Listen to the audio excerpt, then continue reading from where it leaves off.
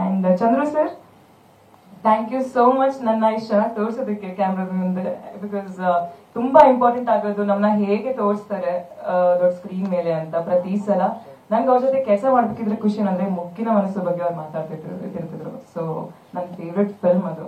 ಅದರಲ್ಲಿ ಆ song shoot ಮಾಡಿರೋದು ಅಂಡ್ ನನಗೂ ಕೂಡ ಅವರೇ ಸಾಂಗ್ ಶೂಟ್ ಮಾಡ್ತಿರೋದಿದೆ ಅಂತ ಗೊತ್ತಾದಾಗ ತುಂಬಾ ಖುಷಿ ಆಗಿತ್ತು. ಸೊ ಸುಮಾರಷ್ಟು ಕನಸುಗಳು ನಂದು ನನಸಾಯ್ತು ಈ ಸಿನಿಮಾದಿಂದ. ಸಪೋರ್ಟ್ ಮಾಡಿ, ಚೆನ್ನಾಗಿದೆ ಸಿನಿಮಾ, ಥಿಯೇಟರ್ಗೆ ಬಂದು ನೋಡಿ ಅಂತ ಕೇಳ್ಕೊಳ್ತೀನಿ. Thank you.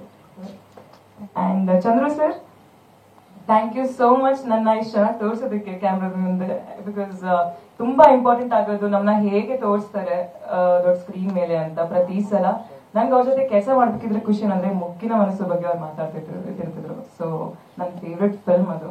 ಅದರಲ್ಲಿ ಆ ಸಾಂಗ್ ಶೂಟ್ ಮಾಡಿರೋದು ಅಂಡ್ ನನಗೂ ಕೂಡ ಅವರೇ ಸಾಂಗ್ ಶೂಟ್ ಮಾಡ್ತಿರೋದಿದೆ ಅಂತ ಗೊತ್ತಾದಾಗ ತುಂಬಾ ಖುಷಿ ಆಗಿತ್ತು. ಸೊ ಸುಮಾರಷ್ಟು ಕನಸುಗಳು ನಂದು ನನಸಾಯ್ತು ಈ ಸಿನಿಮಾದಿಂದ. ಸಪೋರ್ಟ್ ಮಾಡಿ, ಚೆನ್ನಾಗಿದೆ ಸಿನಿಮಾ, ಥಿಯೇಟರ್ಗೆ ಬಂದು ನೋಡಿ ಅಂತ ಕೇಳ್ಕೊಳ್ತೀನಿ. Thank you.